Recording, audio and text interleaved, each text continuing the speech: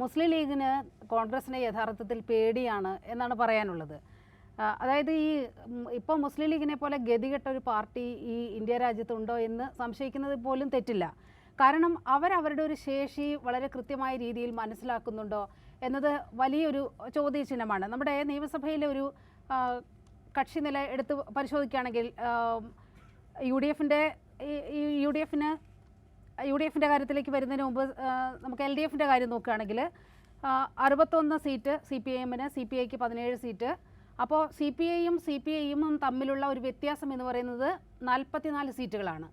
ഈ 44 സീറ്റുകൾ ഈ വ്യത്യാസം വലിയ വ്യത്യാസമായി നിലനിൽക്കുമ്പോൾ തന്നെ 4 സീറ്റിൽ സി പി ഐക്ക് മത്സരിക്കാനുള്ള എല്ലാ സ്വാതന്ത്ര്യവും സി പി ഐ എം അല്ലെങ്കിൽ ആ മുന്നണി അത്തരത്തിലൊരു തീരുമാനവുമായി മുന്നോട്ട് പോവുകയാണ്. മാത്രവുമല്ല ഈ 3 സീറ്റ് എന്ന് പറയുന്നത് അങ്ങേയറ്റം വിജയസാധ്യതയുള്ള 3 സീറ്റ്, 4ൽ 3ഉം അങ്ങേയറ്റം വിജയസാധ്യതയുള്ള സീറ്റുകൾ തന്നെയാണ്. യു ഡി എഫിൻ്റെ കക്ഷി അവരുടെ ഒരു ശക്തിയിലേക്ക് വരികയാണെങ്കിൽ യു ഡി എഫിന് 41 സീറ്റാണല്ലോ ഉള്ളത്. ഇതിൽ ഇന്റർനാഷണൽ കോൺഗ്രസിന് അവകാശപ്പെടാവുന്നത് 21 സീറ്റും ബാക്കി മുസ്ലിം ലീഗിന് 15 സീറ്റുമാണ്. അപ്പോൾ 6 സീറ്റിൻ്റെ വ്യത്യാസമാണ് ഈ കോൺഗ്രസും ലീഗും തമ്മിലുള്ളത്. അതായത് കോൺഗ്രസിനോളം തന്നെ വലിയ ശക്തി ആണ് മുസ്ലിം ലീഗ് എന്നത് മുസ്ലിം ലീഗിന് മാത്രം തിരിച്ചറിയുന്നില്ല. ഇവിടുത്തെ രാഷ്ട്രീയം അറിയാവുന്ന എല്ലാവർക്കും അത് തിരിച്ചറിയുന്നുണ്ട്. മുസ്ലിം ലീഗ് വലിയ കക്ഷിയാണ്, അത്തരത്തിൽ സംഘടനാശേഷി അവർക്കുണ്ട്.